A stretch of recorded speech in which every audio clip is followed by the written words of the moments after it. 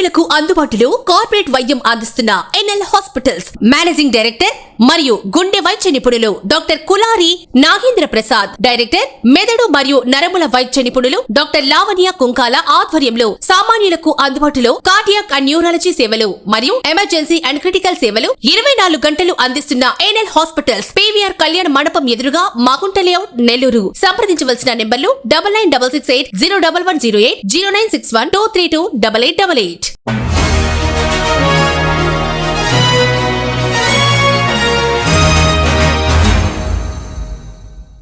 Mega డిఎస్సీలో జరిగిన అక్రమాలపై CBI విచారణ జరపాలని డిమాండ్ చేస్తూ నెల్లూరు వీఆర్సీ సెంటర్లో వైఎస్ఆర్సీపీ యువజన విభాగం ఆధ్వర్యంలో యువత నిరుద్యోగులు సోమవారం నిరసన ర్యాలీ నిర్వహించారు. ఈ కార్యక్రమానికి జిల్లా అధ్యక్షులు Kakani Govardhan Reddy, city incharge Parvathareddy Chandrasekhar Reddy, Nellore rural incharge Anam Vijay Kumar Reddy హాజరయ్యారు. ఈ సందర్భంగా అంబేద్కర్ విగ్రహానికి పూలమాలలు వేసి నివాళులు అర్పించి నిరసన ర్యాలీని ప్రారంభించారు. వీఆర్సీ సెంటర్ నుండి కలెక్టరేట్ వరకు సుమారు 500 మందితో ర్యాలీ నిర్వహించి ప్రభుత్వానికి వ్యతిరేకంగా నిరసన తెలిపారు. అనంతరం మెగా డిఎస్సీ అక్రమాలపై విచారణ జరిపించాలని ప్రజా సమస్యల పరిష్కార వేదిక నందు జీఆర్ఓకి వినతి పత్రాన్ని సమర్పించారు. ఈ సందర్భంగా వారు మీడియాతో మాట్లాడారు.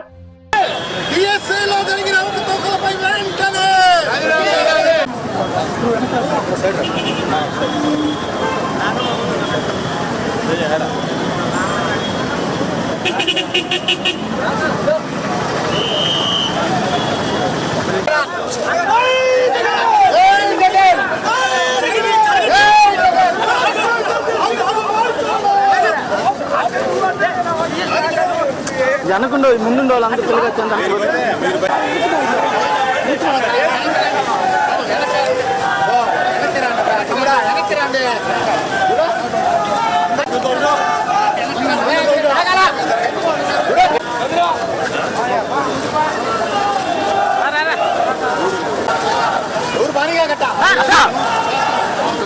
గోల్ అయిపోయింది అసలు వెనక్కి రా నేను చెప్తాను.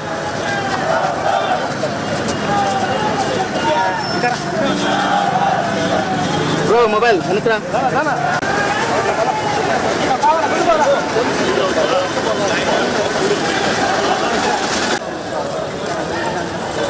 బ్రో నువ్వు కూడా సరిపోయావా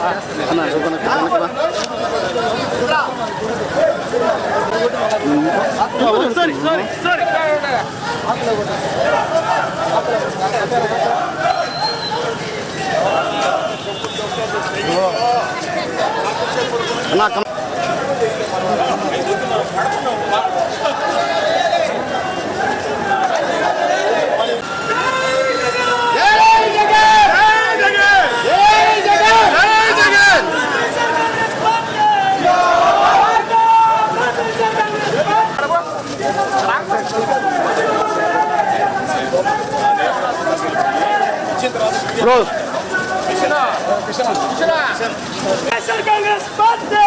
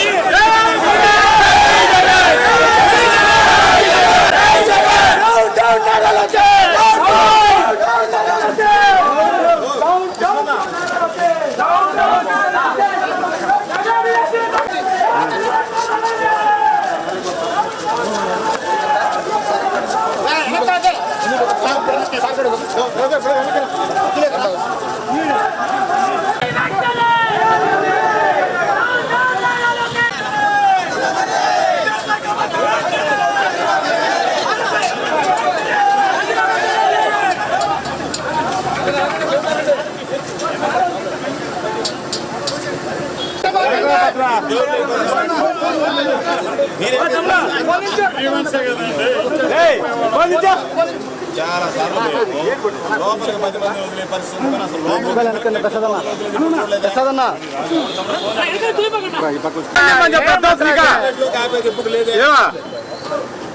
దారు మీరు తిండికి అమ్ముకెళ్ళిపోతారు అరవకూడదు లోపల ఇక్కడి నుంచి ఆపేస్తాం. మీరు వదిలేదప్ప ఆ నుంచి 10 మందిని పంపించండి లోపలికి, ఏమి లేకుండా పోతారు.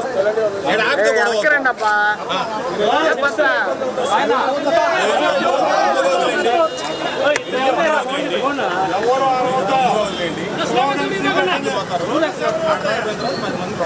ఏం తమ్ముడు చెప్తే అర్థం కాదు నీకు ఫోను ఏమంతా ఇదేం కొత్త కాదు ఇది.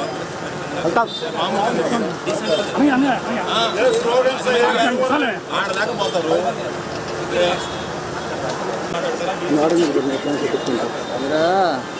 మాట్లాడి రావద్దండి మీరు. సరే కానీ ఇంకా ఫోటో మీది, కంపెనీ వీడియో మాది. ఏ దిగుద్ది జాగ్రత్త కమల. ఎందుకు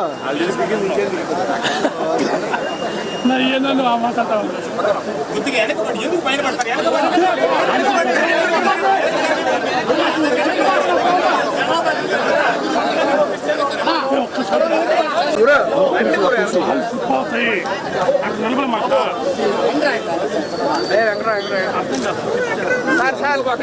అన్న కావాలి, ఒక్క నిమిషం ఒకసారి తీసుకుంటాను. లోపలికి రిప్రజెంటేషన్ 10 మంది.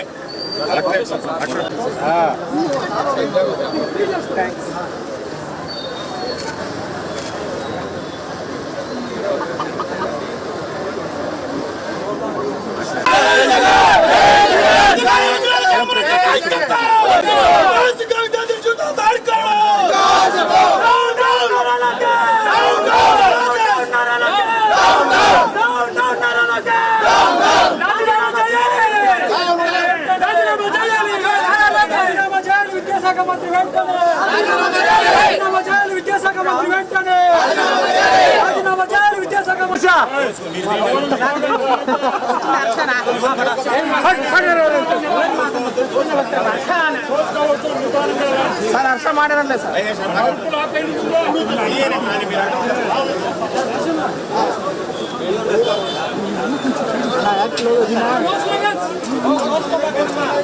గురు రండి గురు చెప్తా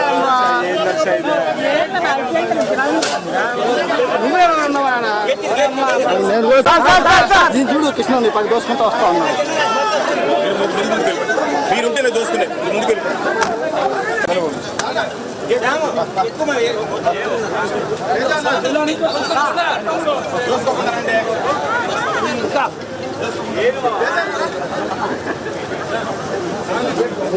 సార్ సార్ సార్ హర్ష నువ్వు ఇట్లా పోయా.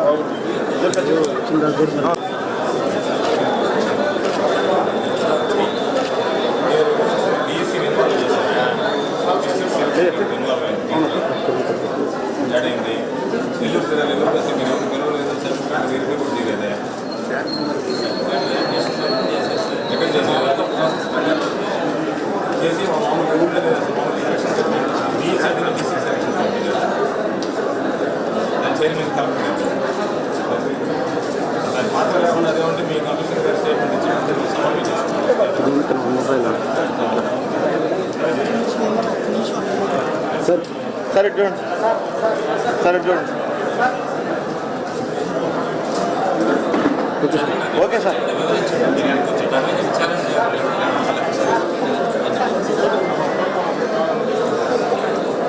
Okay sir. DSC mega DSC పేరుతో కూటమి ప్రభుత్వం వచ్చిన తర్వాత మొట్టమొదటి సంతకం పెట్టడం, ఆ తర్వాత సంవత్సరం కాలం పాటు దాన్ని కాలయాపన చేసిన తర్వాత సుమారుగా 3,50,000 మంది అప్లై చేసినటువంటి ఈ డిఎస్సిలో 16,000 పోస్టుల కోసం ఇంతమంది అప్లై చేస్తే ఎక్కడ కూడా ట్రాన్స్పరెన్సీ లేకుండా గతంలో జరిగిన వాటికి భిన్నంగా అంతా కూడా ఒక కుట్రతో జరిగినటువంటి ఈ డిఎస్సి నియామక ప్రక్రియ మీద సిబిఐ విచారణ చేయాలా అని వైఎస్ఆర్సీపీ మొదటి నుంచి కూడా డిమాండ్ చేస్తూ ఉంది. అన్నీ కూడా ప్రూఫ్లతో సహా వాటన్నిటిని కూడా ఎత్తి చూపడం జరిగింది. ప్రధానంగా ఈ డిఎస్సి పరీక్షా పేపర్ల టైపింగ్ కానీ ఈ నిర్వహణ కానీ మొత్తం కూడా ఎస్సీఆర్టీ అనేది చూస్తుంది. ఈ ఎస్సీఆర్టీ డైరెక్టరే డిఎస్సికి కన్వీనర్, టెట్కి కన్వీనర్. మరి ఇట్లాంటి ఎస్సీఆర్టీ ప్రధానమైనటువంటి ఎస్సీఆర్టీలో టైపింగ్ విభాగంలో కంప్యూటర్ ఆపరేటర్గా పనిచేస్తున్నటువంటి నవీన్, అంటే ఈ క్వశ్చన్ పేపర్ ఇన్ఫర్మేషన్ అంతా కూడా ఎస్సీఆర్టీలో జరుగుతుంది. అక్కడ ఉన్నటువంటి ఈ నవీన్కి 2 సబ్జెక్ట్స్లో అంటే సోషల్ స్టడీస్ కానీ తెలుగు కానీ రెండింటిలో కూడా టాపర్. ఒక దాంట్లో ఫస్ట్ ర్యాంక్, ఇంకో దాంట్లో 6th ర్యాంక్. ఈ విధంగా వచ్చేటప్పటికి ఇతని ద్వారా ఎంతమందికి ఈ పేపర్ వెళ్ళింది అన్నది ఈరోజు నిరుద్యోగుల్లో చాలామందిలో ఉన్నటువంటి బాధ. అతని ద్వారా అనేక కోచింగ్ సెంటర్లకు కూడా ఈ పేపర్ వెళ్ళిందన్నది వారందరిలో ఉన్నటువంటి ఆవేదన. మరి అలాంటి పరిస్థితుల్లో ఆ పిల్లాడిని, ఆ ఫస్ట్ ర్యాంకు 6th ర్యాంకు తెచ్చుకున్నటువంటి పిల్లాడిని మీరు పక్కన పెట్టి డిఎస్సిని కంప్లీట్ చేయాలని ముందుకెళ్లారు. అయితే మేము అడుగుతున్నది ఒకటే, మీరు ఆ పిల్లోడు చేయింది తప్పు, ఆ పిల్లోడు తప్పు చేయలేదని మీకు అనిపిస్తే ఆ పిల్లోడిని పక్కన పెట్టి ఆ పిల్లోడికి ఉద్యోగం ఇవ్వకుండా ఉండడం అన్నది మీరు చేసిన తప్పు అవుతుంది.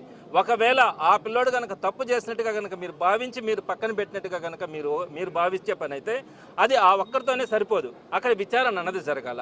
ఏ విధంగా ఆ పిల్లోడికి ఆ పేపర్లు వచ్చాయి, ఆ పిల్లోడి ద్వారా ఎంతమందికి ఆ పేపర్లు సర్క్యులేట్ అయినాయి, ఈ విషయాలన్నీ కూడా విచారణ చేయాల్సినటువంటి అవసరం కూడా ఉంటుంది. ఆ విచారణ ఏమీ లేకుండా ఆ నవీన్ అనే పిల్లోడిని ఒక్కనే పక్కన పెట్టి మేము ప్రాసెస్ కంప్లీట్ చేసినామని చెప్పి మీరు చెప్తే ఇది తప్పు అని ఈ సందర్భంగా వైఎస్ఆర్సీపీ ఆ నిరుద్యోగుల పక్షాన్ని నిలబడి మాట్లాడడం కూడా జరిగింది. ఇదొక పార్ట్ అయితే, రెండో పార్ట్ స్పోర్ట్స్ కోటా. ఏదైతే మొన్న ప్రిన్సిపల్ సెక్రటరీ గారు చెప్పినటువంటిది 1:1 రేషియోలో మేము అందరినీ కూడా సర్టిఫికేట్స్ వెరిఫికేషన్ కోసం పిలిచినామంటున్నారు. సర్టిఫికేట్స్ వెరిఫికేషన్ కోసం పిలిచే ముందుగానే సెలక్షన్ లిస్ట్ వేయాలి. ఎప్పుడు కూడా చరిత్రలో ఇప్పుడు దాకా కూడా డిఎస్సి చరిత్రలో సెలక్షన్ లిస్ట్ లేకుండా సర్టిఫికేట్ వెరిఫికేషన్ అనేది జరగలే. మరి మీరు మెరిట్ లిస్ట్ సెలక్షన్ లిస్ట్ లేకుండానే మీరు సర్టిఫికేట్స్ వెరిఫికేషన్ కోసం పిలిచారు. సర్టిఫికేట్స్ 1:1 రేషియోలో పిలిచిన తర్వాత అందులో ఉండే చాలా మందికి, సుమారుగా కొన్ని వందల మందికి ఉద్యోగాలు ఇవ్వకుండా వారందరినీ కూడా పక్కన పెట్టారు. 1:1 రేషియోలో మీరు సర్టిఫికేట్ వెరిఫికేషన్ కోసం పిలిస్తే ప్రతి ఒక్కరి దగ్గర కనుక సర్టిఫికేట్స్ మీకు అప్లోడ్ చేసినటువంటి సర్టిఫికేట్స్ కనుకుంటే తప్పకుండా కూడా వాళ్ళకి జాబ్ ఇవ్వాల్సినటువంటి పరిస్థితుల్లో మీరు వందల మందికి పక్కన పెట్టినటువంటి పరిస్థితి. వాళ్ళు వెళ్ళి అడిగితే స్పోర్ట్స్ కోటాలో ఈ ఉద్యోగాలన్నీ ఇచ్చేసామని చెప్పారు. స్పోర్ట్స్ కోటాలో ఎందుకు ఇచ్చినారు, ఏ విధంగా వీళ్ళు వచ్చినారంటే మొన్న చెప్పిన ప్రిన్సిపల్ సెక్రటరీ చెప్పినటువంటి సమాధానం ఏంటంటే హారిజాంటల్ రిజర్వేషన్ పద్ధతిలో అంటారు.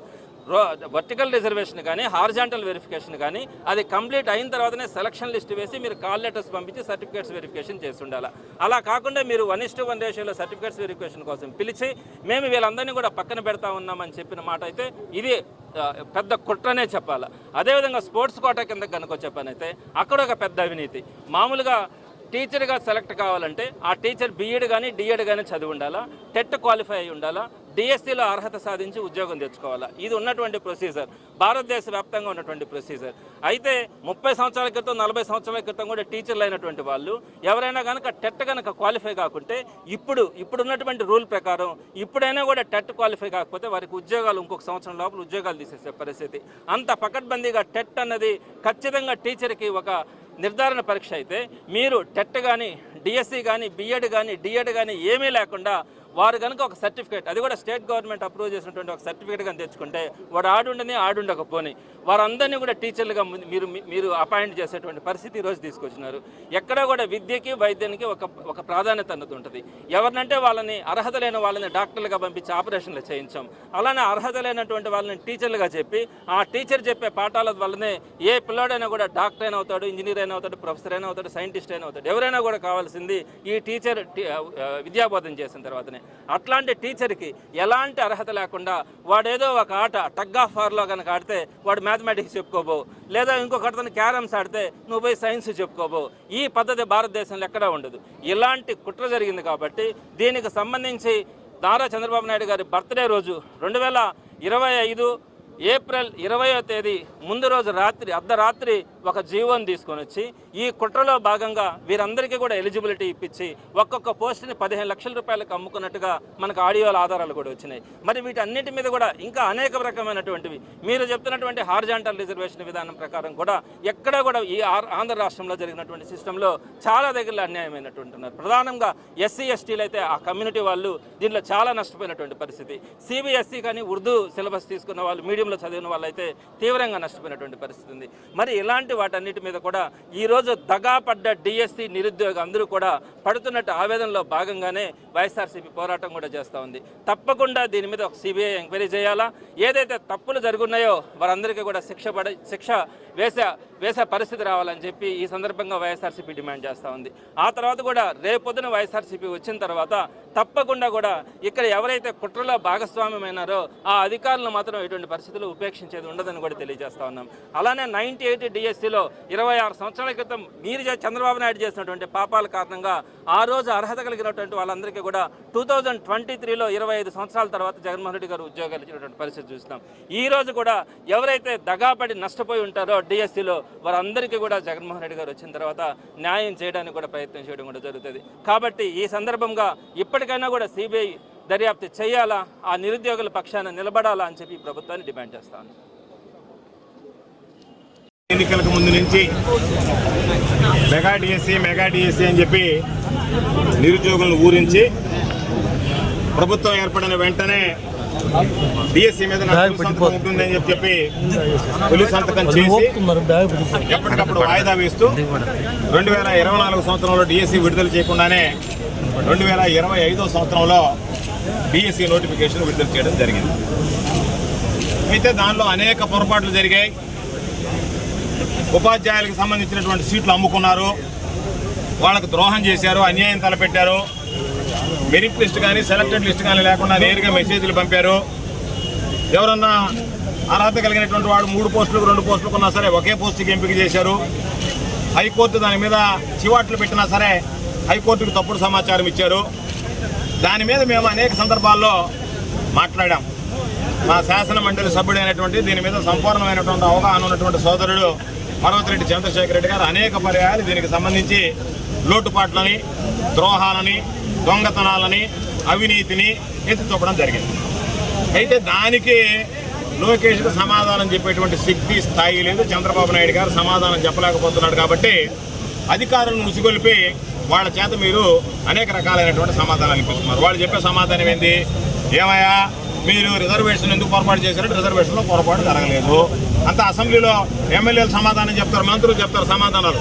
ఏ ప్రశ్నకు సమాధానం లేదండి, ప్రశ్నకు సమాధానం అవునండి, ఈ ప్రశ్న ఉత్పన్నం కాదండి అన్నట్టుగా ఆయన మాట్లాడి ఏంటంటే అది లేదండి, ఇది కాదండి, ఇది ఉత్పన్నం కాదండి, తెలియదండి అని అన్నాడు.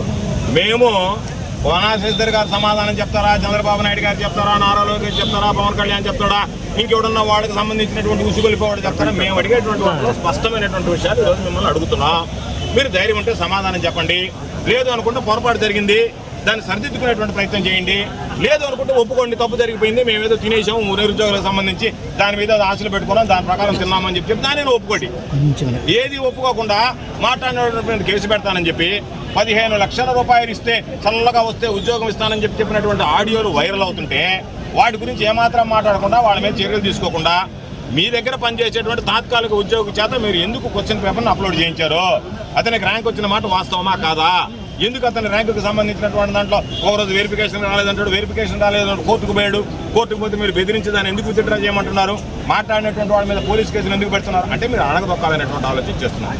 సరే, ఎన్ని విషయాలకు ఎత్తు. నేను సూటిగా మిమ్మల్ని అడిగేది 2012వ సంవత్సరంలోనే స్పోర్ట్స్ కోటాకు సంబంధించి ఆనాటి ఉమ్మడి ప్రభుత్వం ఒక జీవోని విడుదల చేసింది. జీవో ఎంఎస్ నంబర్ 74 8/9 అంటే ఆగస్టు 9వ తేదీ నాడు 2012వ సంవత్సరం రిలీజ్ చేసింది. అది వాస్తవమా కదా? దానికి సమాధానం చెప్పండి. దాంట్లో 29 క్రీడలు ఉన్నాయి, 2% రిజర్వేషన్ కల్పించారు. దాని మీద ఎక్కడా కూడా కోర్టుకు పోవడం కానీ దానికి సంబంధించినటువంటి స్పోర్ట్స్ కోటాలో అన్యాయం జరిగిందని చెప్పినటువంటి సంఘటనలు కానీ ఏమీ లేవు. అటువంటి నేపథ్యంలో డిఎస్సి వచ్చిన తర్వాత చంద్రబాబు నాయుడు బర్త్డే అందరూ గుర్తుంది కదా, 4/20 అంటే ఏప్రిల్ 20వ తేదీ జన్మ కూడా అదే విధంగా జన్మించాడు ఆయన. దానికి ముందు 4/20కి ఒక అడుగు ముందుకేసాడు. అంటే 19వ తేదీ 2 జీవోలు ఇచ్చాడు. GO MS number 41, GO MS number 47. 4 ఏం చెప్తుంది? 2% 3% పెంచేశాడు. గేమ్స్ ఏం చేశారు? 29ని 65 చేశారు, 36. ఆ గేమ్స్ ఏంది? తగ్గాపోరా. ఈ పక్క కూడా ఆ పక్క కూడా పట్టుకొని లాగితే వాడికి స్పోర్ట్స్ కోటాలో సీటా, యోగాసనం వేస్తే సీటా. అంటే దాదాపుగా ఏది బాగున్నటువంటి బాల్ బ్యాడ్మింటన్ దగ్గర నుంచి అన్ని చేర్చారు 65. వాటి కొన్నిటికి అసోసియేషన్లు లేవు, కొత్తగా అసోసియేషన్లు పుట్టాయి. పుట్టినటువంటి వాటిని తీసుకొచ్చి ఏం చేశారు? అప్పటికప్పుడు వాళ్ళ దగ్గర ఫేక్ సర్టిఫికేట్లు ఇచ్చారు. దాంతోపాటు మీరు ఏం చేశారు? ఎన్ని రకాలుగా ఒక స్పోర్ట్స్ ఉంది. జీవోఎంఎస్ నెంబర్ 4 19వ తేదీ ఏప్రిల్ రిలీజ్ అయినటువంటి జీవోలో దాంట్లో ఏం చెప్పారు? 3% పెంచారు, 65 క్రీడలు పెంచారు. పెంచి దాంతోపాటు ఏం చెప్పారు? ఎవడైతే నేషనల్ లెవెల్లో ఛాంపియన్షిప్ సాధిస్తాడో వాడు సెకండరీ. పార్టిసిపేట్ చేసిన వాళ్ళు ఇనిషియల్గా వాడిని రికమెండ్ చేశారు, వాడిని ఫస్ట్ ప్లేస్లో పెట్టారు. ఇవన్నీ బాగానే ఉన్నాయి. చంద్రబాబు నాయుడు గారు మర్రా అదే రోజు 19వ తేదీ జీవోఎంఎస్ నంబర్ 47 రిలీజ్ చేశాడు. ఏమని? కాంపిటేటివ్ ఎగ్జామ్ అనేటువంటిది రాయకుండానే, పరీక్షలో కూర్చోకుండానే స్పోర్ట్స్ కోటాలో సర్టిఫికేట్ ఇస్తే వాళ్ళకి ఉద్యోగం ఇస్తా అని చెప్పి 421 పోస్టులు స్పోర్ట్స్ కోటాలో మీరు అమ్ముకున్నటువంటి మాట వాస్తవమా కాదా? డిఎస్సికి ముందే ఈ జీవో ఎందుకు ఇచ్చారు? ఈ 2 జీవోల మీద అనుమానాలు ఉన్నాయి. 2% 3% ఎందుకు పెంచారు? సమాధానం చెప్పండి. 29 క్రీడలను 65కి ఎందుకు పెంచాల్సిన అవసరం వచ్చిందో చెప్పండి. దానితో పాటు పరీక్ష రాయాల్సినటువంటి అవసరం లేదని చెప్పి AP state subordinate rules, service rules ఉన్నాయో వాటిని అమెండ్ చేయాల్సినటువంటి అవసరం ఏమొచ్చింది? జరిగింది, బాగానే ఉంది. డిఎస్సీలో డబ్బులు దండుకున్నారు, సీట్లు అమ్ముకున్నారు, నిరుద్యోగులకు ఉరి బిగించారు, నిరుద్యోగులకు ద్రోహం చేశారు. అయిపోయిన వెంటనే చంద్రబాబు ఏం చేశాడు? మొన్న మే 15వ తేదీ 2026 సంవత్సరం జీవోఎంఎస్ నంబర్ 56 రిలీజ్ చేశాడు. ఏమని రిలీజ్ చేశాడు? ఇక మీదట జరిగేటువంటి వాటికి ఖచ్చితంగా కాంపిటేటివ్ ఎగ్జామ్ మాత్రం కూర్చోవలసిందే, రాయాల్సిందేనని. అంటే మీరు కేవలం మీకు సంబంధించినటువంటి వాళ్ళని సెలెక్ట్ చేసుకునేదానికి కొత్త జీవోలు సృష్టించి, తప్పుడు జీవోలు సృష్టించి, దాని ద్వారా ఈరోజు మీరు ఇచ్చి మీ పని పూర్తయిన తర్వాత ఆ జీవోలను రద్దు చేసేటువంటి కార్యక్రమం ఎందుకు చేశారు? కాబట్టి మీరు విడుదల చేసినటువంటి జీవో, మీరు రద్దు చేసినటువంటి జీవో, ఈ మధ్య జరిగినటువంటి కీలక పరిణామాలకి ఎవరు బాధ్యత వహిస్తారు అనేటువంటి దాని మీద మీరు సమాధానం చెప్పాల్సినటువంటి అవసరం ఉంది.